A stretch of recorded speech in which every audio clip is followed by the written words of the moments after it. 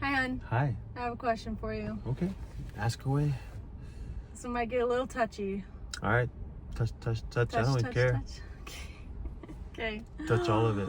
All right. Let's talk about how when you've chosen who to marry, okay? You've dated, you're 20 years old, and you're choosing this person for this and this and this and this reason, okay? Poof! 2 decades go by.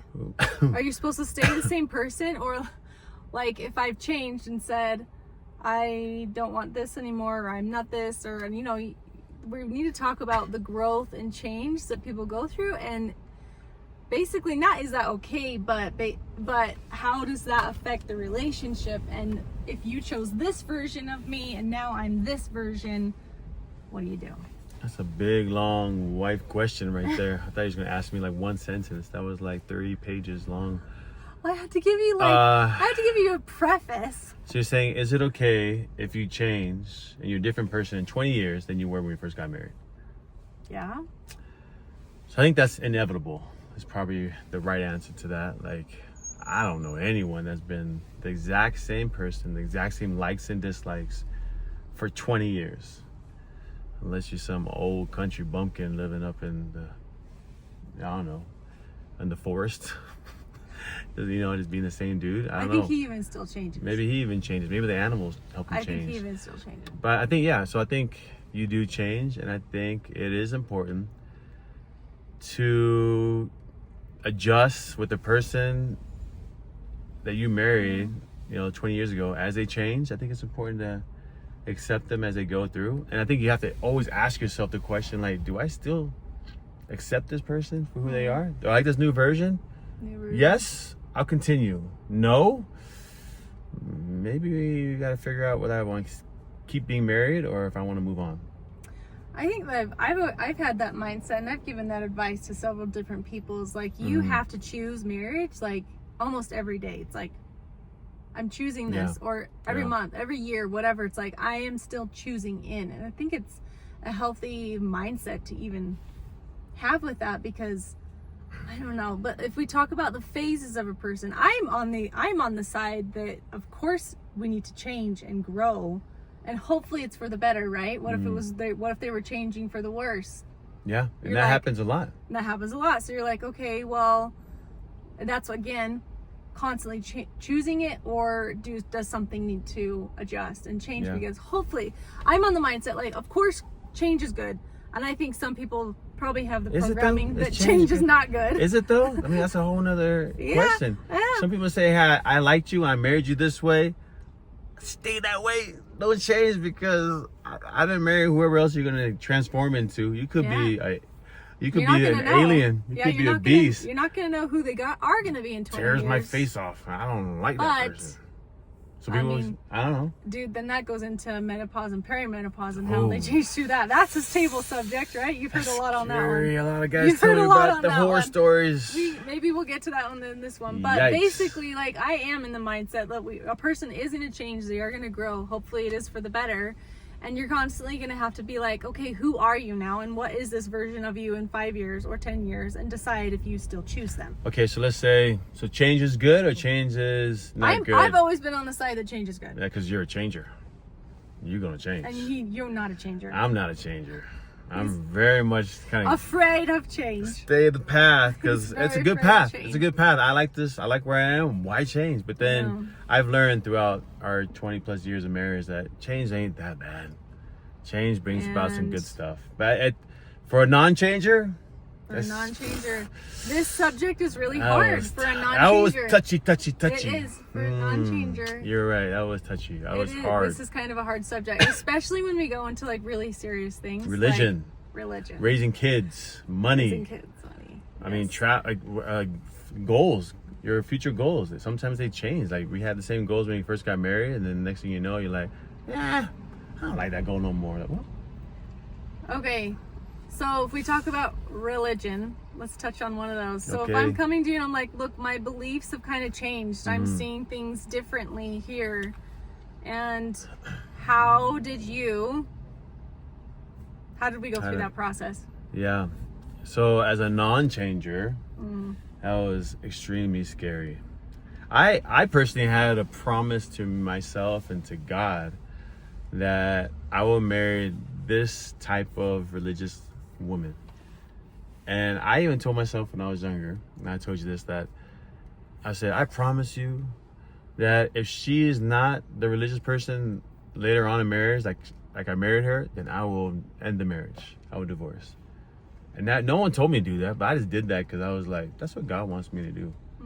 And then all of a sudden, blasted in my face was this whole question mark, this whole like fantasy world became my reality. And I was like, oh man, I made a promise to God. I made a promise to you to, be with you in thick and thin, all time and eternity. And now I got to figure out who I'm going to choose, God or my wife. And that was one of the most scariest times of my life. Yeah. So yes, that was a big change. And I think I had a lot of internal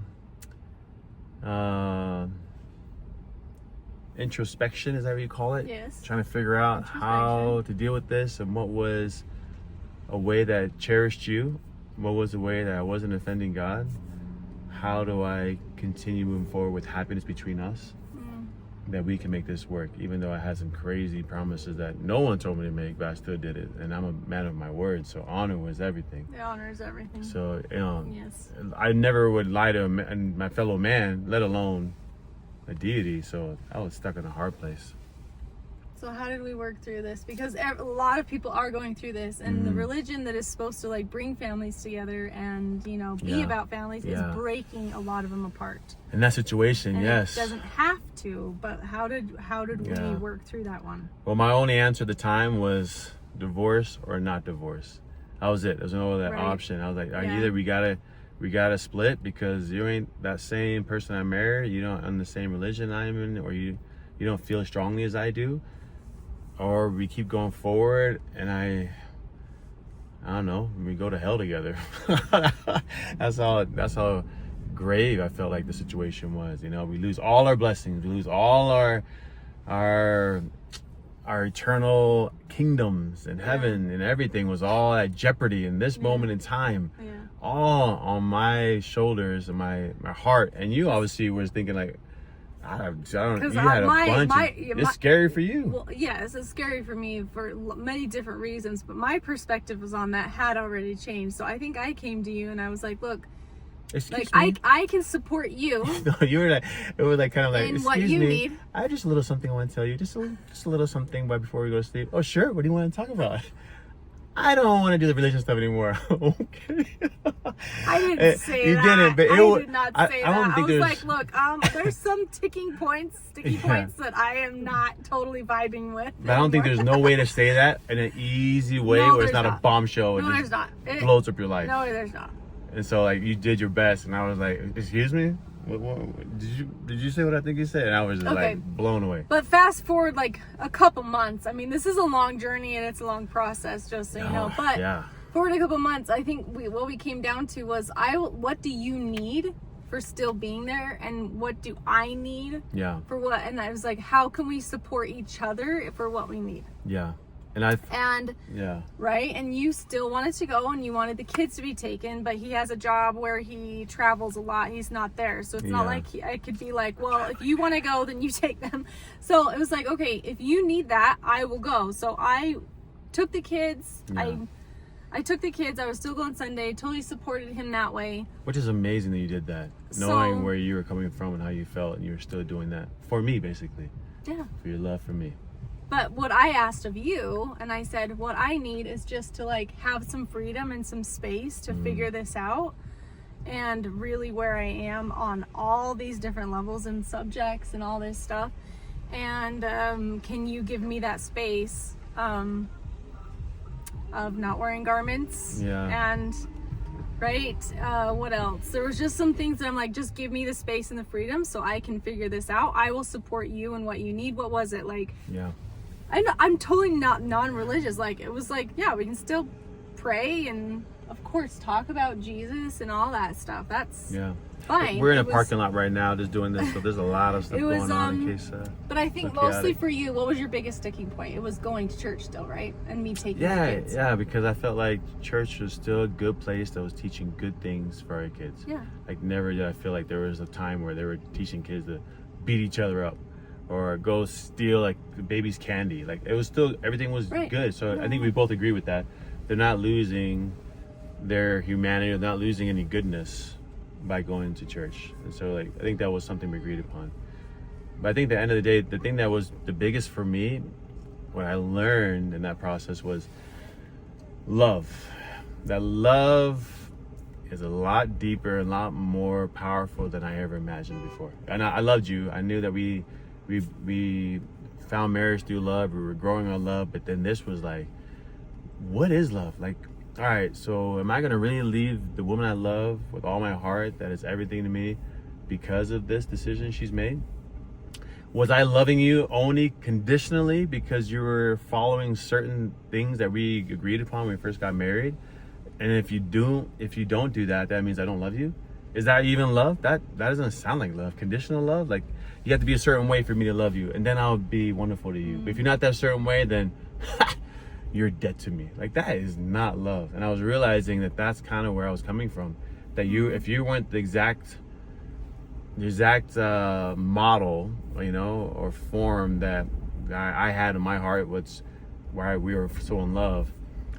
I don't know if I was really and truly in love with you, if I loved you as a person. Because if I did, no matter what you came to me with, and no matter what phase you end up going through, yeah, you will love that I will person. love that right? person, as long as that person is not hurting me, as long as that Right. person is not So we're saying if abusive. the change is going positive Yeah, and not a narcissist, negative, yeah. and not negative, Yeah, then and yeah, then that's the definition of love. yes. We could do a whole thing on just like the levels Yeah. and kinds of love and like actually figuring out what a pure or true Yeah, that's a love whole is. nother That's a whole episode. nother one. But this is what I realized, like so many times I heard my friends and they were going through religious discussions like this with parents, and then people were just like, well, if you aren't this, you're A, B, and C, then I don't love you no more. And I was like, oh man, that hurt so bad. Yeah. And I kind of felt some of that stuff in my life too, like a small case, an example. But I realized I don't be that person. I don't want to be that fake love person. If I truly love you, I got to make sure that I love all forms of you, all versions of you. And even if I don't agree with it, I still believe in your heart of hearts, it was always for your good, my good, and our kids' good. And I believe that with all my heart. And I felt, okay, so I can love this version of you, all with everything I got, and support you, and it's still okay. I think that's a really good point to make, is there's a difference between, look, I can understand you, but I don't have to agree with you, right? That was a huge, when we figured that out between our discussions and in our conversations, like we can come to the table and talk and just get to where we can understand each other. But a lot of people come to the table for battle and to fight because it's like you're changing me or I'm changing you. Yeah. And I'm right. It's either or you're right. I'm right. One of us or is you're wrong. right. One of us is We're wrong. gonna prove it. Or I'm And coming. it ain't me. And I'm coming. But if I understand you, people are like, well, then that means I accept what they're doing and I accept Oh yeah, yeah. how they Yeah. believe or what they're doing. And it's like, no. Cut that string between those two things. You can understand someone, but you don't have to go agree with it. Yeah, you don't have to preach it. You don't have to agree with it. You don't have to preach it. Yeah. You don't have to accept it as your reality, but you can understand that person where they're coming from. And that was that made our conversations get so much easier. Yeah, that's true. That's true. Knowing that we both can agree to disagree. And like the highest people form. are like, yeah, it's agree to Highest disagree, form. but sometimes they even stop the conversation because they're like, we can't, there's nowhere to get. Well, the point is there's nowhere to get because I'm not going to be on your side, you're not going to be on my side, but the point of that conversation should be, but I understand you. I know where you're and I coming respect from. you. And I respect you. And I can even accept who and what you are Yeah. right now, but I don't have to change my beliefs either. You know what's another good piece to this? What's really important is that, okay, you came to me, I did not consider how scary that was for you. You know, like I think a lot of times we're so selfish in our marriages and relationships that you told me that piece of what you're going through and this is how I feel, and that's scary. And here I am thinking only about how that affects me. My eternal salvation, my heaven, our heaven, my kids' heaven. It's all me. But I think there's so much power in taking a breath and taking a second and think, wait, how does she feel right now? How do you feel coming up to me? Or how are you even working through this? Like, how are you? Like, how is this not affecting you and making this blow up huge in your head? How have you worked through that? Like, where do you stand now? I think that's that? Secondary. The primary is yes. how vulnerable you must have felt when you come to somebody with something that's that devastating, which like you built something on this, and I want to take it that way. I'm going to take what I don't leave in that foundation. I want to take that away, and coming to your partner and saying that, dude, I realized I could have been a lot more understanding and a lot more caring of how you were feeling, bringing that up to me, which would help me be like, all right, it's not all me. It's not me just like, oh, my life is hard. Like, no, your life is hard as well. Both of our life in the situation. You might have been the hat backwards guy when I told you. Oh, yeah. Backwards guy. Yeah, I was pretty stubborn, the non-changer. But I think all this came after I realized, like, man, and it helped me a lot to get through that situation is how are you right now? How are you feeling right now? What scary things are going through your heart? Did I just end our marriage, right? That's got to be a question for you. Oh, yeah. That is, right now, just ended it. And I didn't want to. I was hoping he would understand and we would grow, but you don't know. You don't know how your spouse will respond. Yeah. It's scary for you and for me. So both of us. And I think it's naive of people to be like, oh, only me. I'm the only one who's hurt here. I'm the only one who has to go through this traumatic, event. No, it's dual. Yeah. Both of us at the same time. Yeah.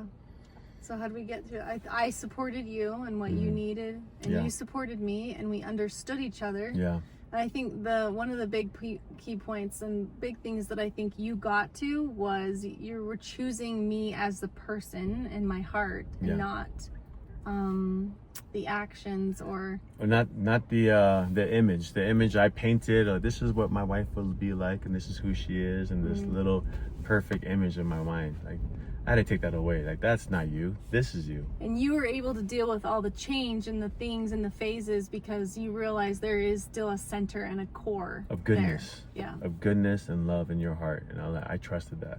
So I was like, okay, I'm cool with whatever she transforms into now. Then the change and the phases and all the different things that come with that. That you can work with that. And I can build with that. And we can keep getting better and better. Not just back, 2 steps back, 1 step forward. But we can keep going better and stronger, moving forward together, knowing that everything you were doing was with a pure intent. Yeah, because ultimately, look, a lot of people are struggling with this and going through it, and I feel like if both parties are healthy, generally good people, like they're good dads, they're good moms, they have kids together, and the religion is what's pulling them apart, you can make that work. It can work, and we did it.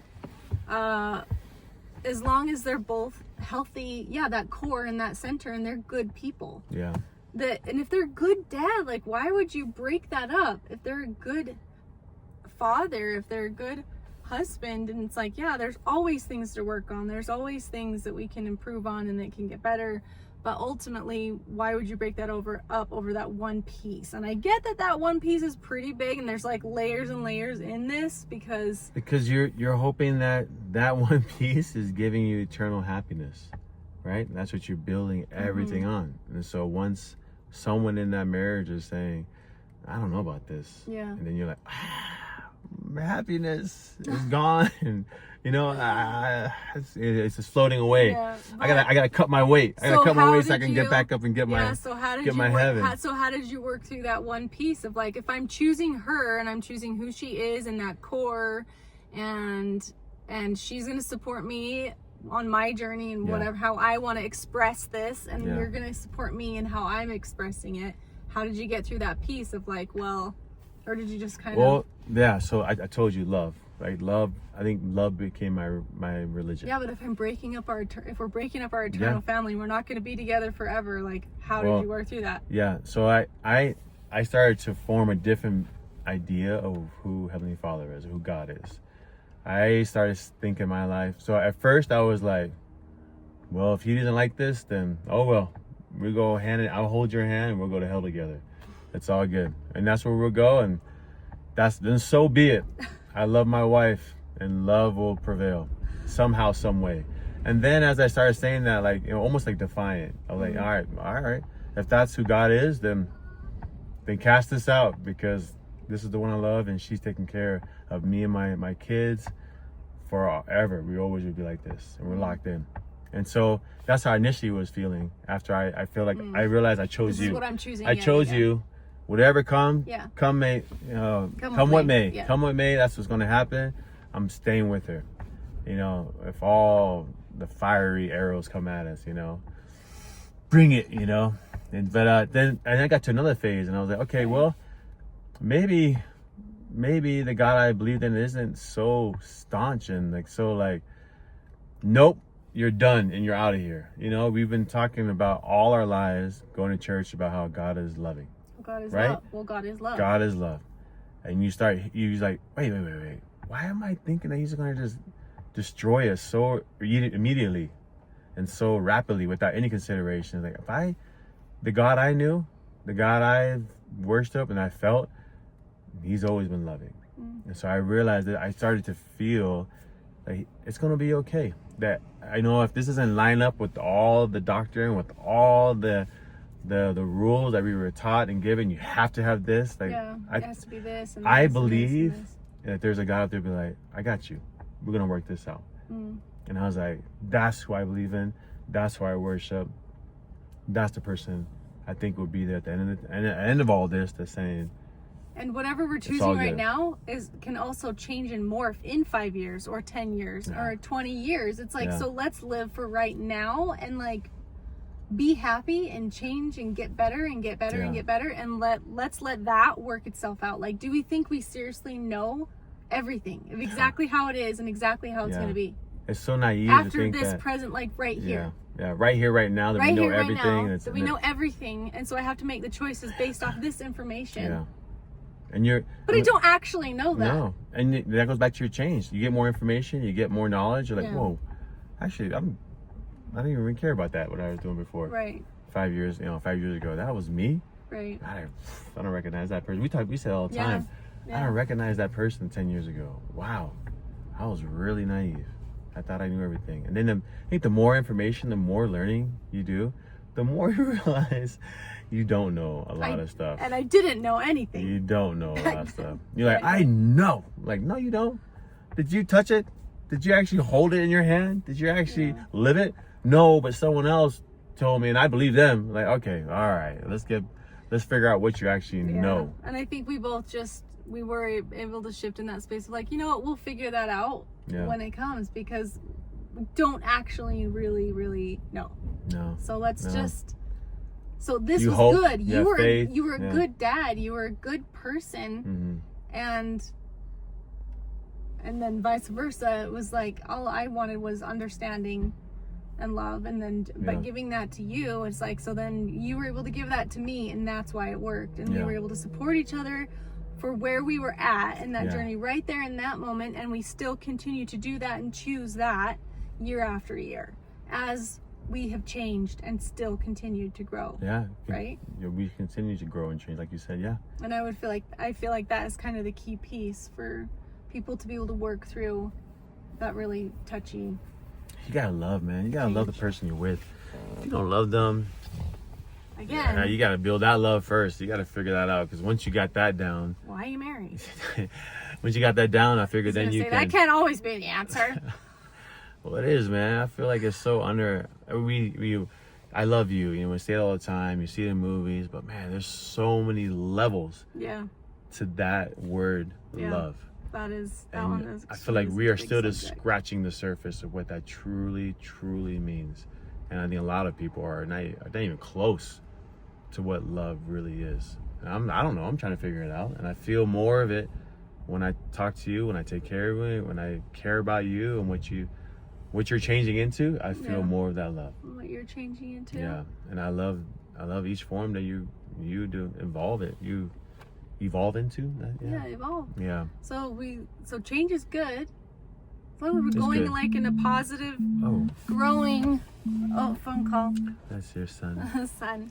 Change in a positive, growing direction. You're getting better and better as a person. Like if there's no damage coming to myself, my kids, I don't know, people around me, like you can tell if that person is a good person. And it's like we do have to change and accept and love the person as they keep evolving. I like to use the word grow instead of change Grow. more. So like then when you say change, like, I don't want to change anything. Well, growing is The people that are afraid of Changing. change like the word grow. Good. maybe, yeah. We gotta grow because why else are you here? What are you doing? I know. Just gonna sit here and just be the it's- exact same Yeah. forever? Like you're understanding, Like, you're how can I- learning, how- you're Oh, I You're know, obviously but growth, how but- can you honestly still be the same person that you were when you were 20 years old? I don't know. Like, I don't think that's actually know. possible. Maybe an So- alligator can. So for someone's mindset to be like, no, you have to stay who you were when you were 20 years old and you thought you knew everything, but you really knew nothing. Yeah. And you have kids Yeah. and you They move change over you. and over and They ask you hard questions. and they change you. Why is and the it's sky like, blue? How can you possibly be? Yeah. You can't. Like you can't. You have to keep loving and choosing the person as they. I feel like it's impossible. I'm like those mindsets, those people that are like, no, like you're not who I chose Hmm. when you were 20 years old. So, it's null and void now. Yeah. That's stupid. It's null and That void was me. now That was because me back in the day. this But now is what hearing that out this is loud, what I chose. This is what you presented to me. Yeah. This is what I chose. This is what was like. This is what we're gonna do. yeah, that's just I lost my train of thought. Our son keeps calling us, and he usually calls us because he wants bulgogi. He wants some kind of recipe. He moved out the house recently, so now he wants food. Okay, all right. Let's end it there. Okay. Is that good? Is that good enough? Answer your That's question. good. Yeah, Yeah. that's pretty good. Love, I mean, that was accept change. for a pretty heavy subject. I feel like that was pretty Pretty light. good. That was pretty good. All right. Yeah? Did good. Okay. Love you, babe.